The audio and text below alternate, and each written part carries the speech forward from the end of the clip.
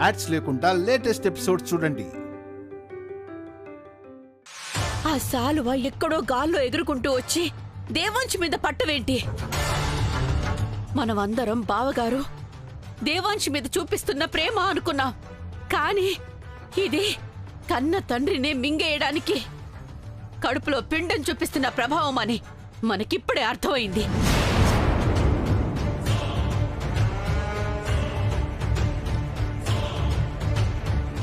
కాదు, నా బిడ్డని నా నుంచి దూరం చేయటానికి మీరు ఆడుతున్న పన్నాగమని నాకు అర్థమవుతుంది. అవును, మా బిడ్డ మీద కక్షతో కుట్రతో మీరు కావాలని చేస్తున్నదే తప్ప ఇది నిజం కాదు. నువ్వు కూడా అర్థం లేకుండా మాట్లాడతావేంటి దేవాంశ్? అంటే మేమే పన్నాగం పన్ని మా ప్రాణాల మీదకి మేమే తెచ్చుకుంటామా? ఎక్కడి నుంచో ఎగురుకుంటూ వచ్చిన శాలువాకి, దాన్ని చూసి ఆవేశంగా వచ్చిన ఆంబోతికి మాకు అసలు ఏంటి సంబంధం దేవాంశ్?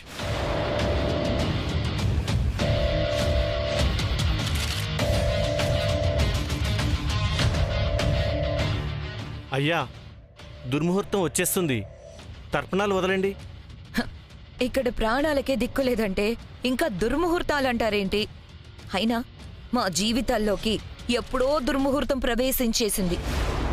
ఇదిగో నీ కడుపులో బిడ్డ రూపంలో. నువ్వెంత అరిచి గీపెట్టుకున్నా నేను చెప్పేదిదే. ఇవన్నీ కాదు, ఒకే ఒక్క మాట అడుగుతున్నాను. మీ అందరూ సమాధానం చెప్పండి. జాగ్రత్తగా వినండి. వైదేహి బిడ్డను వదులుకుంటుందని మాటివ్వాలి.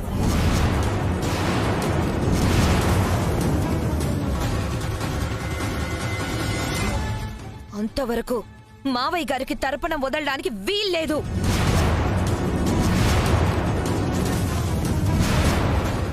లేదు, బిడ్డే ముఖ్యం అనుకుంటే మావయ్య గారితో పాటు మాకు పిండం పెట్టేయండి.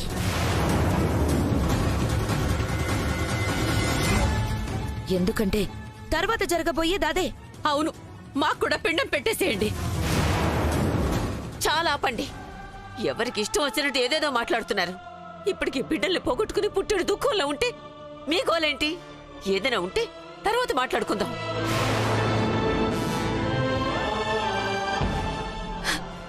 ముందు నా బిడ్డలకి జరగాల్సిన కార్యక్రమాలు జరగనివ్వండి. పంతులు గారు మీరు కానివ్వండి.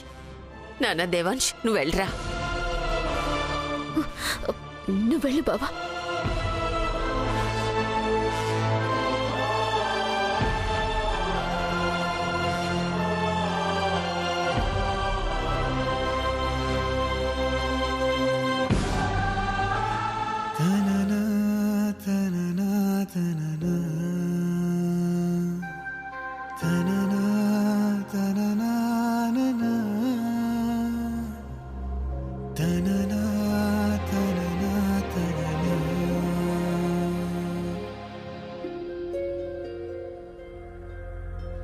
ఓం బ్రహ్మణ్యో బ్రహ్మకృత్ బ్రహ్మ బ్రహ్మ బ్రహ్మ. మన్నించయ్యా, తప్పు మన్నించయ్యా,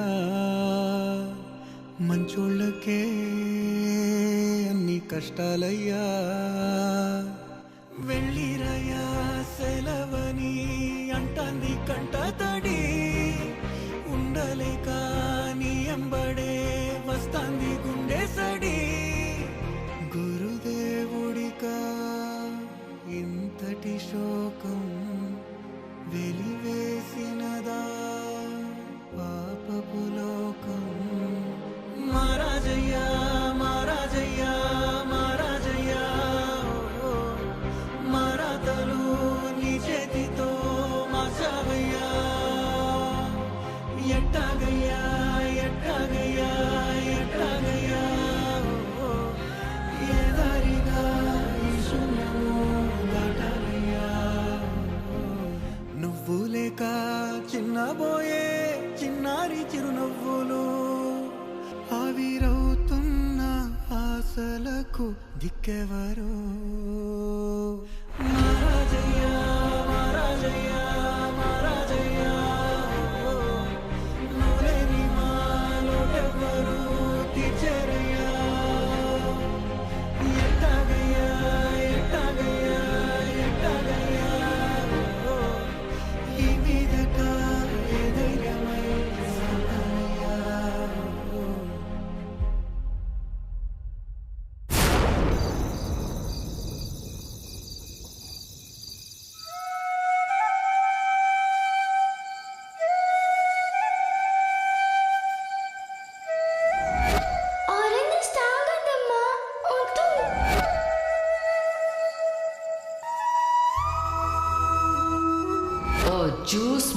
తాగుంటే లోపల పిండం పైకే పోయిండేది.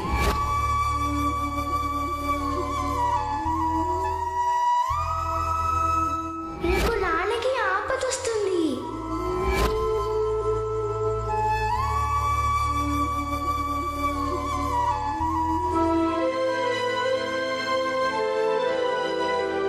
తల్లిదండ్రులుగా మేము నిన్ను కాపాడాలి, కానీ నిన్ను నువ్వు కాపాడుకుంటూ జన్మనిస్తున్న అదృష్టానికి మమ్మల్ని కూడా కాపాడుతున్నావా తల్లి?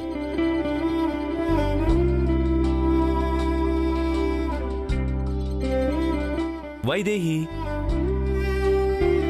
టట్టడాయ్.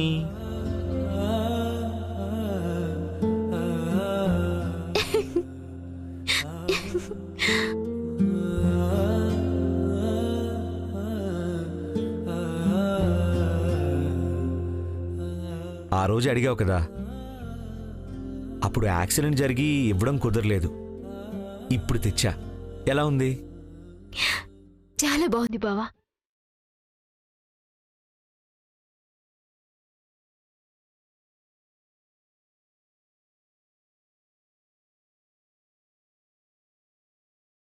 ఇదిగో ఈ నవ్వు, సంతోషం ఎప్పుడూ నీ మొహంలో ఉండాలి.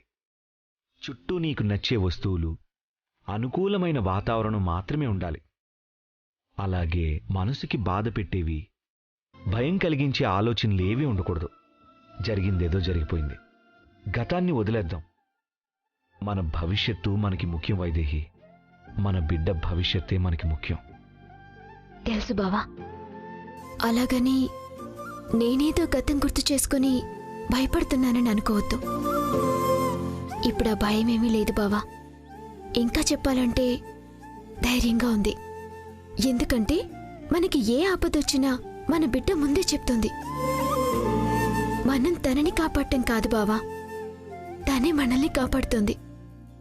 ఇక నాకు ఏ దిగులు లేదు బావా.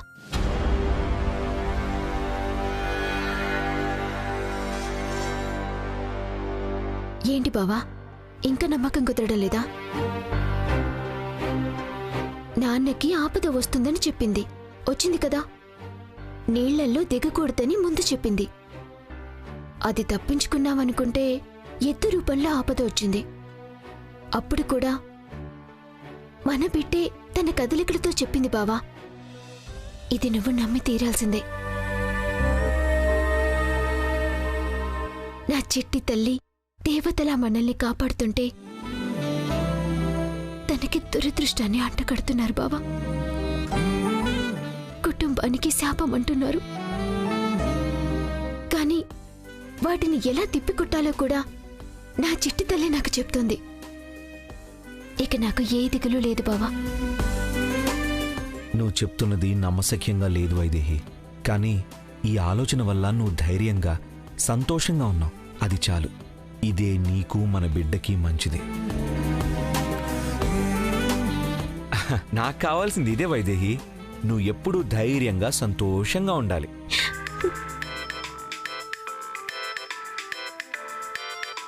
ఎవరు బావా? డాక్టర్. Hello doctor. ఫోన్ చేస్తానన్నారు కదా దేవాంశ్, చేయలేదు? గుడి నుంచి వచ్చేసరికి బాగా ఆలస్యమైంది డాక్టర్. మీరు పొద్దునే రండి. ఈసారి నేను రావడం కాదు దేవాంశ్, మీరే వైదేహిని తీసుకొని హాస్పిటల్కి రండి. రేపు స్కాన్ చేసి బేబీ గ్రోత్ అబ్జర్వ్ చేయాలి. సరే డాక్టర్, రేపు మార్నింగ్ తీసుకొస్తాను. ఓకే దేవాంశ్. ఏంటి బావా? డాక్టర్ రేపు నిన్ను హాస్పిటల్కి తీసుకురమ్మంటున్నారు. స్కానింగ్ చేయాలంట. సరే బావా. అవును, స్కానింగ్ అంటే బిడ్డ లోపల ఎలా ఉందో చూడొచ్చు కదా? చూడొచ్చు. రాత్రి నువ్వు నాతో మాట్లాడావు. రేపు నిన్ను చూడబోతున్నాను. పొత్తిళ్లలోకి రాకమునిపే కలిగే ఈ అనుభూతి చాలా బాగుంది బావా, చాలా బాగుంది.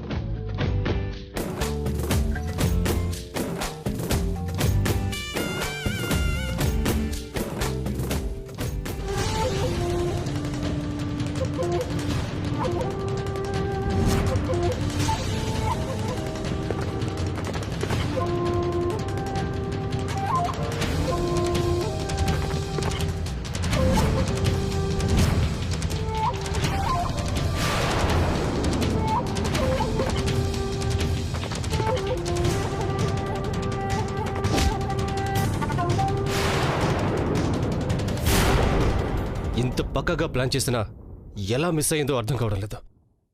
లాస్ట్ మినిట్లో వైదేహి దేవాంశుని కాపాడడం ఏంటి? ఏదో శక్తున్నట్టే అనిపిస్తోంది ఊర్మిళ. శక్తులా? అవును, దేవాంశిని నీళ్లలో ముంచి చంపబోతున్న సంగతి ముందుగానే తెలుసుకుంది. అప్పటికప్పుడు మనం ఎద్దు ప్లాన్ వేసినా దేవాంశిని కాపాడుకుంది. చూస్తుంటే ఏదో శక్తున్నట్టే అనిపిస్తోంది ఊర్మిళ. ఏం మాట్లాడుతున్నారు అత్తయ్య అర్థం లేకుండా?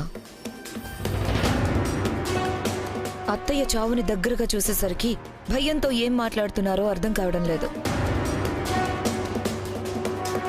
చూడండి అత్తయ్య, ఏదో అదృష్టం కొద్దీ ఆ క్షణంలో చూసింది, కాపాడింది, అంతే. ఏ శక్తులు లేవు, పాడు లేదు. ఏ భయం పుట్టించడం కోసమైతే ఇదంతా చేస్తున్నామో ఆ భయం పుట్టిందా లేదా అన్నది మాత్రమే ఆలోచించాలి.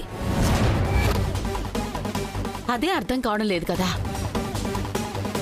ఇవన్నీ జరగడానికి కారణం వైదేహి కడుపులో ఉన్న బిడ్డే అని అక్క అత్తయ్య నమ్ముతున్నారో లేదో తెలియటం లేదు. అంత సులువుగా నమ్మరత్తయ్య. ఎందుకంటే వైదేహి ఇంటి కోడలు మాత్రమే కాదు, మనవరాలు కూడా. పైగా ఇంటి వారసత్వాన్ని మోస్తోంది. ఆ వారసత్వం మీద నిందని మోపడం అంత సులువు కాదు. అయితే మరెలా? నీటి మీద వేలితో గీత గీస్తాం, కనిపిస్తుందా? కానీ ఆపకుండా వేలిని అలా తిప్పుతూ ఉంటే అప్పుడు కనిపిస్తుంది. మనం చేయాల్సింది కూడా అదే. వాళ్ళు నమ్మేంత వరకు కొంచెం కూడా గ్యాప్ ఇవ్వకుండా ఇలాంటి సంఘటనలు జరుగుతూనే ఉండాలి.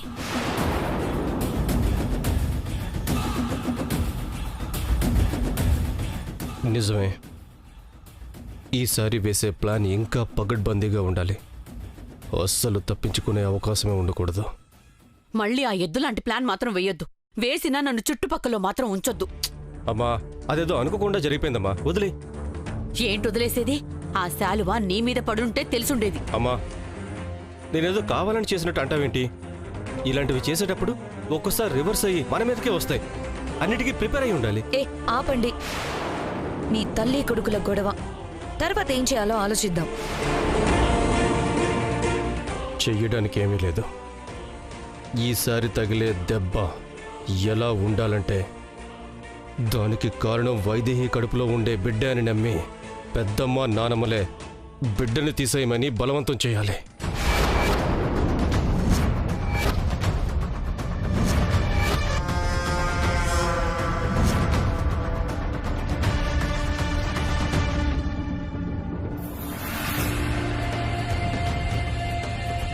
అది కలలో కూడా జరగనివ్వనరా. మీరు ఎన్ని కుట్రలు చేసినా మీ నీడల్లే మిమ్మల్ని వెంటాడుతూ, మీ నీచత్వాన్ని గుర్తిస్తూనే వెంటాడుతూ ఉంటా. మీరు చేసే ప్రతిదీ తిరిగి మీకే తగిలేలా చేస్తా. మీ కుట్రలకి మీరే బలయ్యేలా చేస్తా. ఆ పిండాన్ని కరిగించటం కాదు, ఆ ఆలోచన వస్తేనే భయంతో పరుగులు పెట్టేలా చేస్తా. నా వారసత్వాన్ని కాపాడుకుంటా.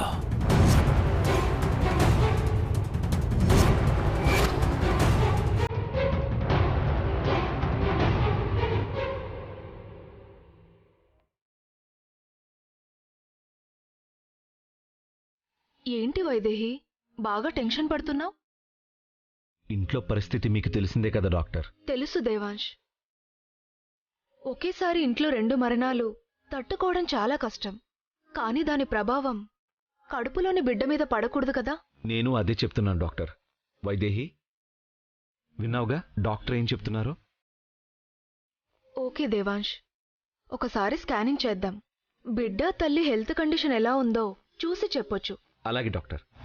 ఇక్కడ సంతకం పెట్టండి సార్. దేవాంశ్, ఫార్మాలిటీస్ ఏమీ అవసరం లేదు. ముందు స్కానింగ్ చేయించు సిస్టర్. సరే మేడం, రండి. పద.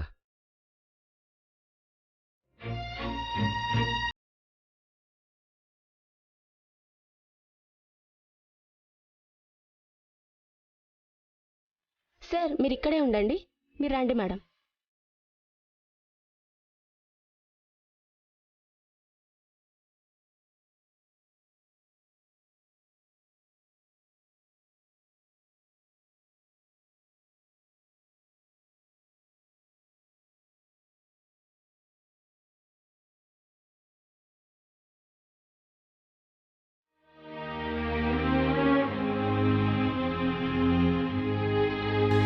నా పాప ఎలా ఉంది డాక్టర్? ఆరోగ్యంగానే పెరుగుతుంది కదా? స్కాన్ చేసి డాక్టర్ దగ్గర రిపోర్ట్ ఇస్తాను, ఆవిడ చెప్తారు. అలాగే. అయినా మా జీవితాల్లోకి ఎప్పుడో దుర్ముహూర్తం ప్రవేశించేసింది. వైదేహి బిడ్డను వదులుకుంటుందని మాటివ్వాలి. ఏ ఇంట్లో అయినా బిడ్డ పుడుతుందంటే తర్వాతి తరం వస్తుందని సంబరాలు చేసుకుంటారు. కానీ నా ఇంట్లో మాత్రం బిడ్డ ఎందుకు అన్నట్టు మాట్లాడుతున్నారు. వాళ్ల మూఢనమ్మకాన్ని ఎలా మార్చాలో తెలియట్లేదు.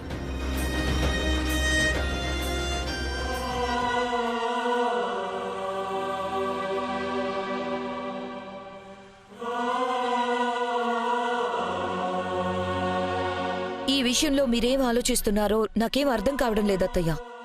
మేం మాత్రం ఎప్పుడు ఏం జరుగుతుందోనని ప్రతి క్షణం ప్రాణాలు గుప్పిట్లో పెట్టుకుని బ్రతకాల్సి వస్తుంది. అవునక్కా, ఈ ఇంటికి ఏది మంచో ఏది చెడో చెప్పడానికి ఇప్పుడు బావగారు కూడా లేరు. ఇప్పుడు ఆయన స్థానంలో ఉండి నువ్వే ఏదొక నిర్ణయం తీసుకోవాలి. లేకపోతే ఈ ఇల్లే వల్లకాడుగా మారిపోతుంది. ఏమైపోతుందో కూడా తెలీదు.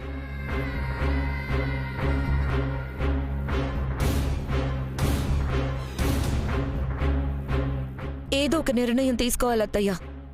ఇలాగే మౌనంగా ఉంటే మాత్రం ఈ ఇల్లే వల్లకాడైపోతుంది. అంత పెద్దగా ఏమన్నా ప్లాన్ చేస్తున్నావా?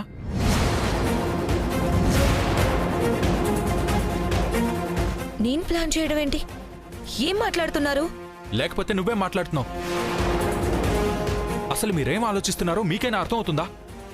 పసిబిడ్డను పట్టుకుని. పసిబిడ్డ కాదు లక్కీ, ఇంట్లో వాళ్ళందరి ప్రాణాలు తీయడానికొచ్చిన పాషాణం. సోదెం వచ్చి ఎవరో ఒకరి ప్రాణాల మీదకొస్తుంది అంది. నిన్న ఏం జరిగిందో చూశారు కదా. నా ప్రాణాలు పోయినంత పనైంది. ఈరోజు నా అదృష్టం రేపుండదు. ఏదో ఒక రూపంలో అందరి ప్రాణాలు పోతాయి.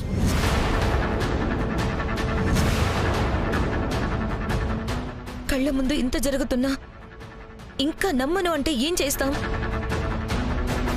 పైగా జాగ్రత్త పడాలని చెప్తుంటే తిరిగి ఏం చేయబోతున్నావని నన్నే అనుమానిస్తున్నారు.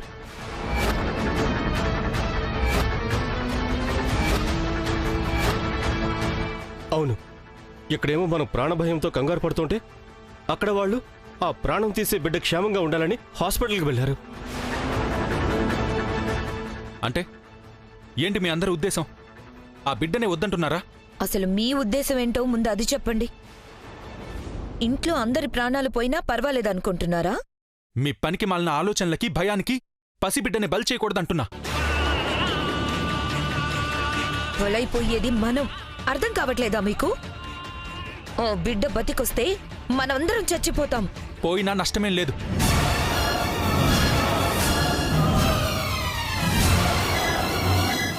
ఏమన్నారు? పోయినా నష్టం లేదా? అత్తయ్య, మీ అబ్బాయి గారు ఏమంటున్నారో విన్నారు కదా? బామ్మగారు వింటున్నారా? నేను పోయినా నష్టం లేదంట మీ మనవడికి. ఎప్పుడైతే మీరు ఈ చక్రాల కుర్చీకి పరిమితమైపోయారో అప్పుడే ఉన్నా లేనట్టయిపోయింది నా బ్రతుకు. ఇప్పుడు కొత్తగా చావు కోసం భయపడ్డం లేదు, కానీ శాపం వెంటాడుతోంది. కుటుంబం ఏమైపోతుందోనని మావయ్య గారు భయపడేవారు కదా, అదే ఆలోచిస్తున్నాను. ఆ శాపం ఏ రూపంలో ఉందో తెలిసి కూడా ఎందుకు మౌనంగా ఉన్నారని బాధపడుతున్నాను. అత్తయ్య, ఆయన ఏదో మాట్లాడతారు. మీ నిర్ణయం ఏంటో చెప్పండి. ఈ ఇంటి కోసం మీరేం ఆలోచిస్తున్నారో చెప్పండి. బామ్మ, మీరు చెప్పండి.